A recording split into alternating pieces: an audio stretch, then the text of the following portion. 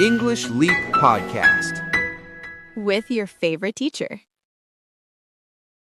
Hello, everyone, and a huge welcome back to your favorite teacher's English Leap Podcast. This is your go-to space for mastering natural English while we chat about the big and small things in life. I'm Aaron, and I'm joined by Sarah. Ha! Okay, quick question before we dive deep and get all wise today. Oh no, that usually means trouble. I'm ready, though. It does. All right, everyone listening, imagine this. You have a giant, beautiful map of the world. You have the best walking shoes money can buy. You even have a backpack full of snacks. But for some reason, you're just sitting on your front porch. You aren't moving. You want to go, you talk about going, but your feet are like lead. Why is that? Why do we stay stuck when we clearly want to move? You know, Sarah, that is such a powerful image. It's the perfect way to describe what so many people feel when they're trying to learn English or change their habits. They have the apps, they have the books, they have the YouTube videos, but they just can't seem to take that first step off the porch. We call it stagnation. It's like a pond that isn't flowing. It just sits there, getting murky and heavy. Exactly. And it's so frustrating because you're looking at everyone else walking past your house on their own journey, and you're just there. It makes you feel like maybe something is wrong with you, like maybe you just weren't born with the moving gene. I promise you, there is no such thing as a moving gene. What's actually happening is a biological conflict. Your brain is essentially having an argument with itself. You see, our brains are divided. We have the logical part that wants to be fluent and successful, and then we have the ancient lizard brain. Oh, wow, the lizard brain. I've heard of this. That's the part that's only interested in survival, right? Right, its only job is to keep you safe. And to your lizard brain, safe means no change. Change is risky. Change means you might get embarrassed, you might fail, or you might look silly. So the moment you decide to do something big, like speaking English in a meeting, the lizard brain hits the panic button. It makes your feet feel like lead because it wants you to keep you on that porch where no one can judge you. That actually makes so much sense. So when I feel that fear of failure, it's not actually a sign that I'm going to fail. It's just my brain trying to protect me from a pretend tiger. Precisely. It's a false alarm. But the problem is we treat that fear as if it's a stop sign. We think, if I feel scared, it must mean I'm not ready. But the truth is, everyone who is walking down that road is also scared. They just didn't let the fear keep them on the porch. That is so true. But what about the people who aren't necessarily scared, but they just don't know where to turn? I feel like I have 10 different maps and they're all pointing in different directions. Ah, you've hit on the second trap, lack of direction. This is a huge one. When you have too many choices, your brain does something called analysis paralysis. You spend so much energy trying to decide if you should study grammar or listen to a podcast or practice speaking that you end up doing nothing at all. You're exhausted before you even start. Oh my goodness, yes. I spent 2 hours yesterday just scrolling through best English learning apps. And by the end, I was so tired, I just closed my laptop and watched a Netflix show in my native language. We have all been there. It's a total energy drain. Your brain needs a clear, simple path. If the path is too complicated, the brain just stays home. It's why we always tell our listeners to pick just one thing. Don't try to learn the whole language today. Just learn how to say one thing better than you did yesterday. Right, one small street on the map instead of the whole world. But what if the voice in your head is the one holding you back? You know, that voice that says, Sarah, you're 30 years old. It's too late for your brain to learn a new accent. That is trap number 3, negative self-talk. And honestly, Sarah, this is the most dangerous one because we believe our own thoughts more than we believe anyone else. If I tell you that you're doing a great job, but your inner voice says you're a failure, you're going to believe the inner voice every single time. It's so loud sometimes. It feels like a radio you can't turn off. It really does. But here's the biological secret. Your brain is plastic. We call it neuroplasticity. Every time you have a negative thought like, I can't do this, You're literally strengthening a physical pathway in your brain. It's like walking over the same patch of grass until it becomes a muddy, deep path. Eventually, your brain just falls into that path automatically. So I'm literally wiring myself to be stuck. Oh, wow, that's a scary thought. It is, but the flip side is also true. You can pave a new road, but it takes conscious effort to talk to yourself differently. You have to treat yourself like you'd treat a friend, right? No way. I'd be a terrible friend. I'd tell them, hey, you learned 5 new words today. That's amazing. Exactly. That's the energy we need. But there's one more myth we have to bust before we move on. It's the one about motivation. Oh, I know this one. I'll start when I feel motivated. I say that to myself every Monday morning about the gym. And then Monday afternoon comes and the motivation is gone. That's because you're waiting for a ghost. Motivation is not the cause of action, Sarah. Motivation is the result of action. Most people think it goes feel good, then take action, then get result. But the biology actually works like this. Take small action, see result, feel good. So the action has to come first, even if I don't feel like it? Especially if you don't feel like it. Once you take that first tiny step off the porch, your brain releases a little hit of dopamine. That dopamine is the feeling of motivation. You don't get the fuel until the engine is already turning. So that changes everything. I've been waiting for the fuel to show up before I turn the key. No wonder I haven't moved. Exactly. You've been waiting for the car to move itself. But once you realize that you have to turn the key through those lead feet feelings, the momentum starts to build. And once you have momentum, it becomes much harder to stop than it was to start. Momentum. I like the sound of that. It feels much lighter than lead feet. It really is. And you know what? Once you understand these four traps, fear, lack of direction, negative self-talk, and the motivation myth, you start to realize that you aren't broken. You're just human. Your brain is doing exactly what it was designed to do. But now you have the manual to override it. I love that. A manual for the lizard brain. Okay, so if I'm ready to move, but I'm still worried about that mountain of work ahead of me, what's the first step? Well, that's exactly what we're going to talk about next. We're going to look at the 1% rule. It's a way to move so slowly and so consistently that your lizard brain doesn't even notice you're changing until you're already at the top of the mountain. Ha! Sneaking past the lizard? I'm definitely in for that. Good, because it's the secret to everything we're going to discuss today. Let's keep moving. You know, Sarah, the funniest thing about humans is that we are obsessed with the big bang. We want the huge promotion, the instant fluency, the overnight transformation. But if you look at nature, or even at the most successful people in the world, that's just not how it works. It's all about that 1% rule I mentioned. It sounds so small, though. 1%? If I only get 1% better at my English pronunciation today, I'll still sound like I'm reading from a textbook, right? It's hard to feel like I'm winning when the progress is so tiny. Oh, I totally get that. We live in a world of instant gratification. You want a pizza? Click a button. You want to see a movie? Click a button. But your brain? Your brain doesn't have a download button. It works on the principle of compounding. Have you ever looked at how a bank account grows with interest? I mean, I try to look at my bank account as little as possible, Aaron. It's less stressful that way. But yeah, I get the concept. The money earns a little bit, and then that little bit earns more, and it snowballs. Exactly. And James Clear, in his book Atomic Habits, applies this perfectly to life. If you improve by just 1% every single day for 1 year, you don't just get 365% better. Because of compounding, you actually end up 37 times better than when you started. 37 times. Okay, wow. When you put it like that, 37 times better in a year sounds like a total life overhaul. I'd be a completely different person. So why don't more people do it? Because it's boring, Sarah. It's not exciting to learn 3 new phrasal verbs. It's not exciting to spend 5 minutes listening to a native speaker.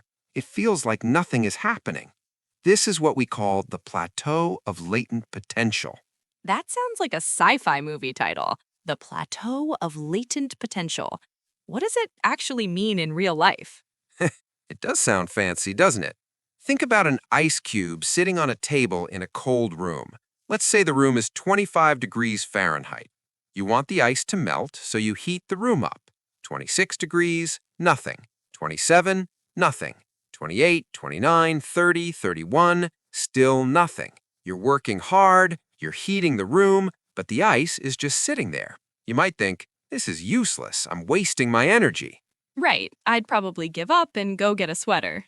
But then you hit 32 degrees. Suddenly, the ice starts to melt. A puddle forms. Now, did that 1 degree of change from 31 to 32 do all the work? Or was it all the energy you banked from 25 degrees onwards? Oh, I see where you're going. It was the whole process, but from the outside, it looks like a sudden breakthrough. Exactly. Most people quit at 30 degrees. They quit just before the melt because they can't see the progress. In English learning, this happens all the time. People study for 3 months, don't feel fluent, and say, I'm just not good at languages. But they were at 31 degrees. They were so close to the melt. That is so encouraging, honestly. It makes me feel like all those times I felt like I was failing, I was actually just heating the room.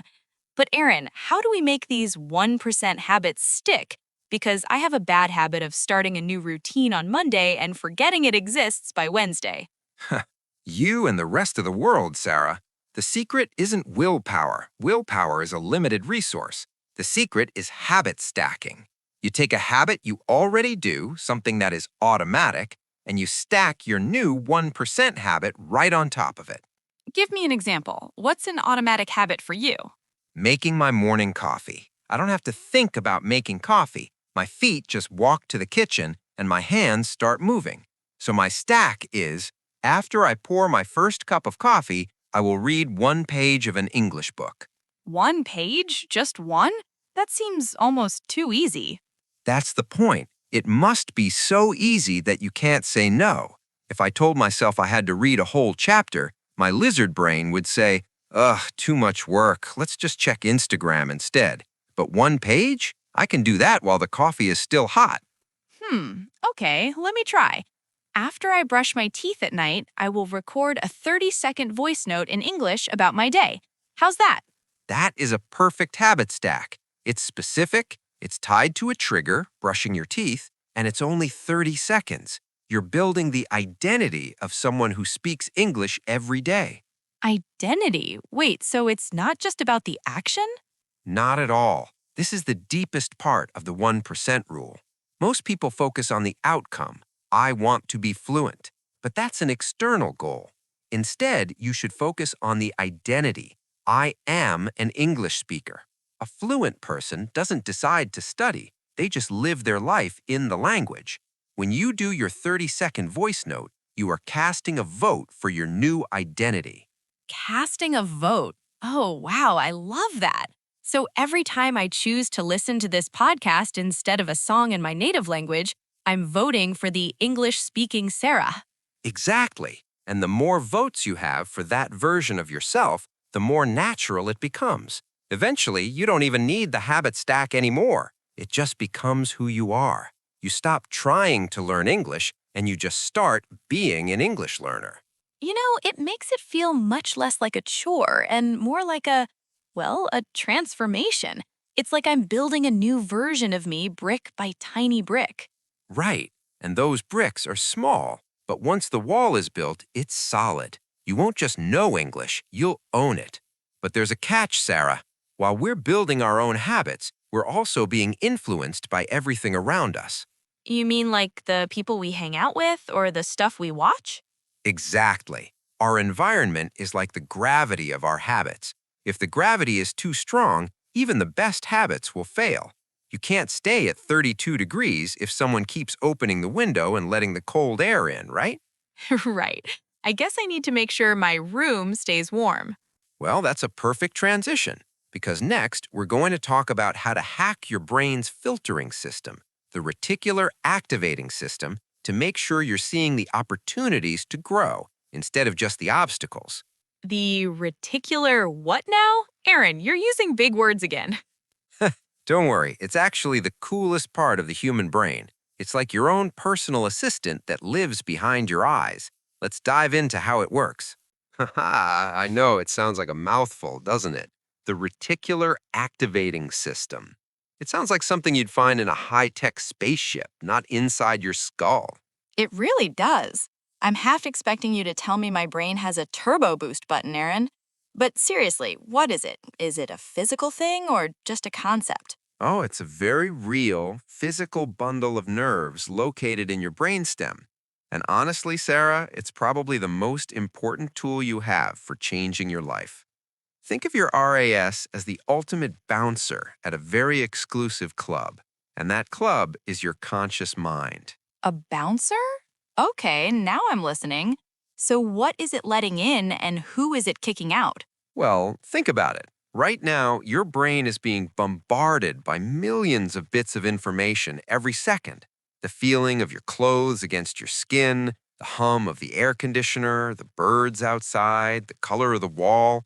If your brain tried to process all of that at once, you'd literally go insane. Your head would explode. Right. I can barely handle choosing what to eat for lunch, let alone processing every single sound in the world. Exactly. So your RAS acts as a filter. It decides what is important enough to show you and what can be ignored.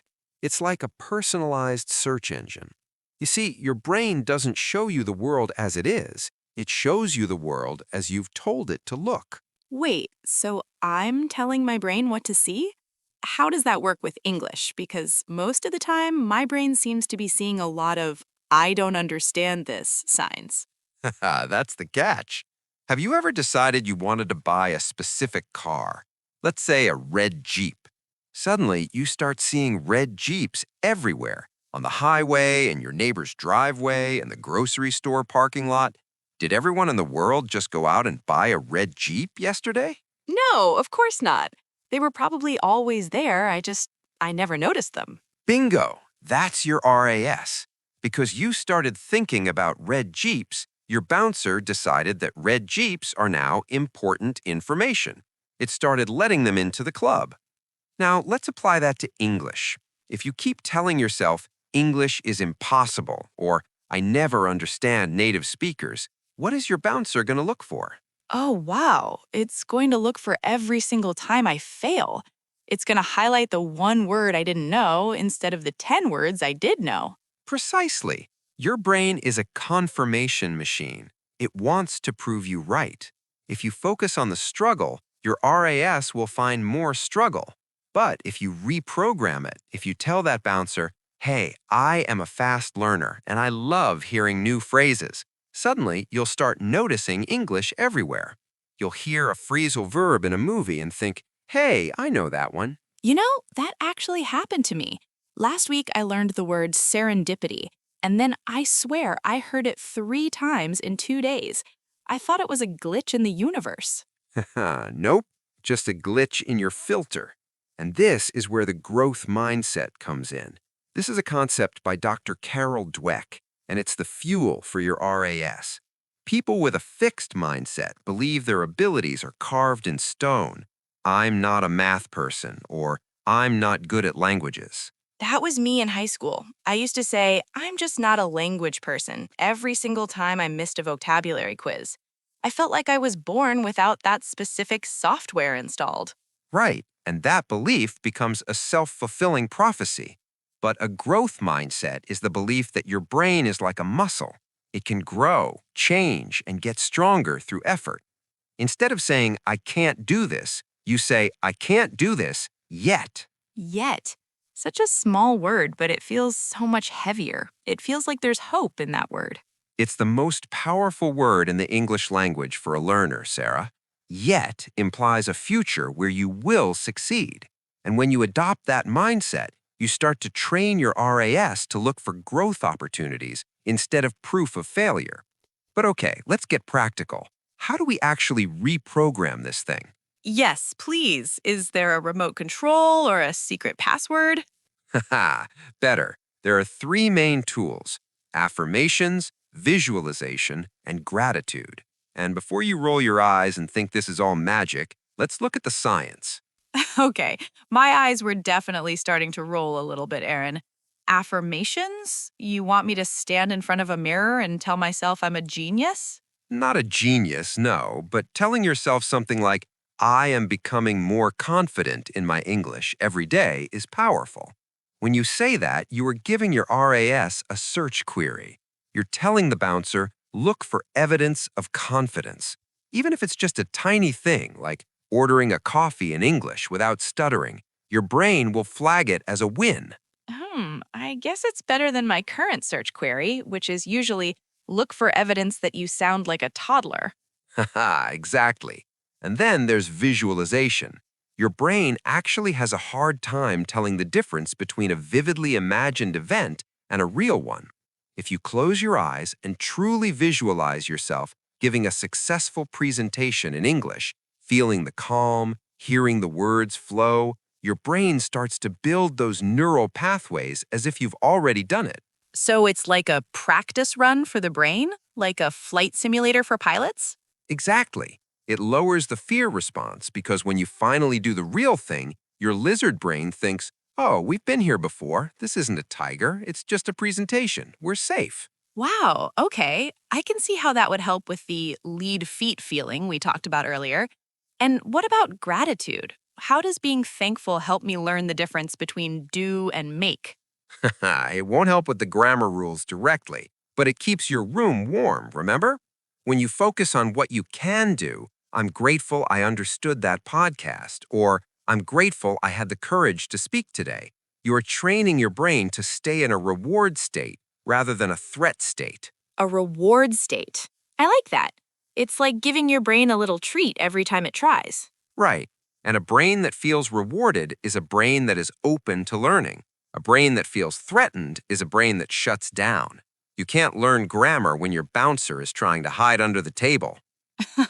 Oh man, I've definitely had those days where my brain bouncer just quits and goes on vacation. But this is so cool, Aaron. It makes me feel like I have way more control of my luck than I thought. You really do, Sarah. Luck is often just having an RAS that is tuned to see opportunities. Two people can walk into the same room. One person sees a group of strangers to fear, and the other person sees five potential new friends to practice English with. The room is the same, the filter is different. I want the new friends filter, definitely. Well, that leads us perfectly into our next point, because once you've tuned your filter, you have to actually, do the thing. You have to take action. Uh-oh, I knew this part was coming. The action part. Don't worry. We're going to talk about why being perfect is actually the enemy of being good. We're going to look at the done is better than perfect philosophy and why your mistakes are actually your best friends. My mistakes are my friends? We're gonna need a lot of coffee for that one, Aaron. Get your mug ready because we're diving into the power of imperfect action next.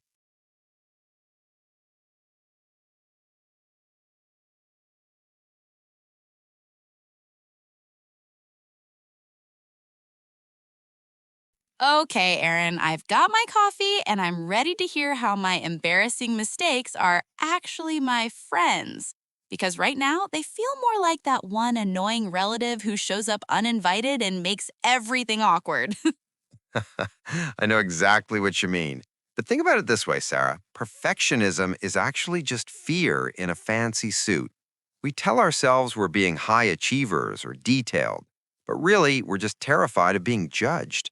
And in the world of language learning, perfectionism is the ultimate dream killer. It really is. I can't tell you how many times I've been in a conversation, I have a great thought, but then I start worrying about whether I should use in, at, or on, and by the time I decide, the conversation has moved on to a completely different topic. I just stay silent. That is the perfectionist's silence. And here's the cold, hard truth. The person who makes 10 mistakes in a minute is actually learning 10 times faster than the person who stays silent to avoid making one. Wait, really? 10 times faster? That feels counterintuitive. shouldn't we try to be correct? Eventually, yes, but you can't steer a car that isn't moving, Sarah. If the car is parked, meaning you're silent, you can turn the steering wheel all you want, but you aren't going anywhere. Once you start moving, even if you're driving into a ditch occasionally, you can actually start to adjust and get better. You can't steer a car that isn't moving. I'm going to write that one down. That's a keeper. It's true. And there's a philosophy I love called done is better than perfect. Or, for us, spoken is better than perfect. When you speak and make a mistake, your brain gets immediate feedback. Someone might look confused or they might correct you. That ouch moment is actually your brain creating a very strong memory. Oh, like a hot stove. You only touch it once because the mistake was so memorable. Exactly. I remember when I was first learning another language, I tried to tell a waiter that I was embarrassed because I dropped my fork, but the word I used actually meant pregnant. Oh no, Aaron. What did the waiter do? He looked at my stomach, looked at my face, and said, "Congratulations?" I was so mortified. But guess what? I never, ever forgot the correct word for embarrassed after that. That mistake taught me more in 3 seconds than a textbook could in 3 years. That is hilarious. And honestly, it makes me feel better. If the expert can tell a waiter he's pregnant, I can definitely survive using the wrong tense for to go. Right. And we often suffer from something called the spotlight effect. We think everyone is shining a giant spotlight on our flaws. We think the whole world is judging our grammar. But the truth is, most people are so worried about their own spotlight that they barely notice yours. You're right. When I talk to someone, I'm not thinking, oh, their preposition was slightly off. I'm thinking, do I have food in my teeth? Do I sound smart? Exactly. We are all the main characters in our own movies. So, if you can drop the need to be perfect, you unlock a superpower, the ability to be a messy learner. Messy learners get the most practice, they have the most fun, and ironically, they reach perfect fluency much faster than the perfectionists do. I want to be a messy learner. I'm officially giving myself permission to be 70% good. Does that work? 70% is a great target. If you aim for 70%, you'll actually start. If you aim for 100%, you'll never leave the porch. There's actually a 70% rule in some high-performance circles.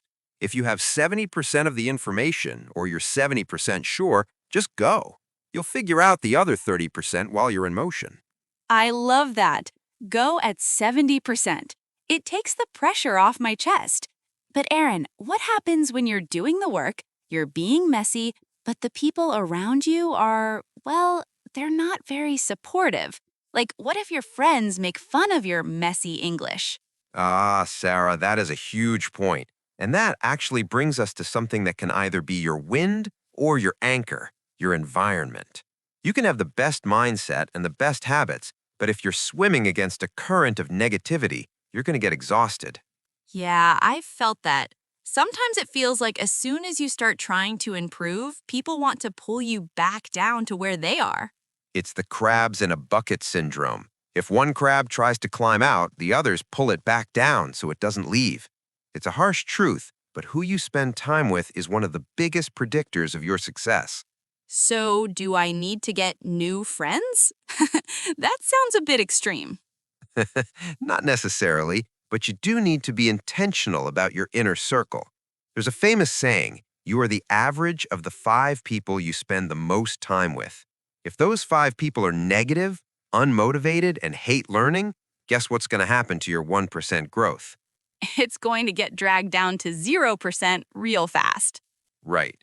But if you find a community of people who are also messy learners, people who celebrate your pregnant waiter stories instead of laughing at them, then your growth explodes. I think that's why I love this podcast, Aaron. It feels like I'm hanging out with people who actually want me to win. That's the goal. And your environment isn't just people, it's also the digital content you consume, the books on your shelf, and even the rules you set for your space. I think I need to do a life audit. I need to see who is helping me climb and who is pulling my leg back into the bucket. That is a perfect idea. And honestly, it's the perfect way to wrap up our journey today. We've covered the traps, the habits, the brain hacking, and the messy action. Now we need to talk about how to make sure your world is built to support this new you. I'm ready for the final piece of the puzzle. Let's look at the environment and accountability. And oh, are we going to do that homework part you mentioned? I actually want to test myself. Haha, Teacher Sarah is ready. We are going to dive into the environment and accountability section next, and then we'll wrap everything up with a practical challenge for everyone listening. Let's do it. I'm feeling 37 times better already. We've made it, Sarah, the final stretch. We've talked about the lead feat, the 1% rule, the brain bouncer, and the beauty of being a messy learner. But now we have to talk about the soil. The soil. Are we gardening now, Aaron? Haha, I'm still working on my English speaker identity. Don't make me a gardener, too. Well, think about it. You can have the most expensive, high-quality seed in the world. That's your potential. But if you drop it on a concrete sidewalk, is it going to grow? No, it'll just sit there until a bird eats it, or it'll just stay a seed. Exactly. Your environment is the soil. If your soil is rich and full of nutrients, the seed grows almost automatically. If the soil is toxic, the seed dies no matter how hard it tries to grow. This is the part people miss. They try to willpower their way to success while staying in a toxic environment. I've definitely felt that. It's like trying to run a marathon while someone is holding onto your shirt. You're working twice as hard just to stay in place. So, how do we fix our soil? You start with an environment audit, and there are three main layers to this. The first layer is your physical environment. If you want to study English, but your desk is covered in distractions or your phone is constantly buzzing with notifications, you're making your brain fight a war it doesn't need to fight. Ugh, I'm so guilty of this. I'll open a vocabulary app, and then a notification pops up from a shopping site, and suddenly I'm looking at shoes for 20 minutes. We call that digital friction. To fix it, you have to design for laziness. Make the good habits easy and the bad habits hard. Put your English book on your pillow so you have to move it to go to sleep. Put your shopping apps in a folder 3 screens away so it's a pain to find them. Design for laziness. I love that. I am very good at being lazy, so I can definitely do that. What's the second layer? The second layer is your digital environment. Who are you following on social media? What podcasts are in your ears? If you're consuming content that makes you feel anxious or not enough, you're poisoning your RAS. Remember the bouncer? You're giving him bad instructions. Right. I need to follow more people who inspire me, more English creators who make me laugh, not people who make me feel bad about my life. Exactly. Curate your feed. Your Explore page on Instagram or YouTube should look like the person you want to become. And then the third and most important layer, the social environment. We touched on this with the crabs in a bucket. You need an accountability partner. An accountability partner, like a coach? It can be a coach, but it can also just be a friend who's on the same journey. When you tell someone, I'm going to practice English for 10 minutes today, you're much more likely to do it because we humans hate letting other people down. That's so true. If I tell myself I'll exercise, I can talk myself out of it. But if a friend is waiting for me at the park, I'm going to be there. Precisely. That's the power of community. And that's exactly why we do this podcast, to be that community for you. But Sarah, we can't just talk about it, we have to do it. Are you ready for the homework and practice section? Oh, I've been waiting for this. Let's see if I've been paying attention or if my lizard brain has been daydreaming. All right, listeners, and Sarah, here is your English Leap Challenge for this week. We have 3 tasks for you. Task number 1, the 1% habit stack. Pick one thing you already do every day, like drinking tea or commuting to work, and stack a tiny English habit on top of it. What's yours going to be, everyone? For me, it's going to be listening to 5 minutes of English news while I do the dishes. Perfect. Task number 2, the bouncer training. For the next 7 days, I want you to start your morning with one positive affirmation. Say it out loud. I am a confident English communicator. It might feel silly at first, but remember, you're giving your RAS a new search query. Watch how many more wins you notice this week. And task number 3, the messy action challenge. This week, I want you to go out of your way to make a mistake. Yes, you heard me. Send an email, leave a comment on this video, or talk to a stranger in English. If you make a mistake, celebrate it. It means you're in the 70% moving zone. I love that. Celebrate the mistake. That's how you kill perfectionism.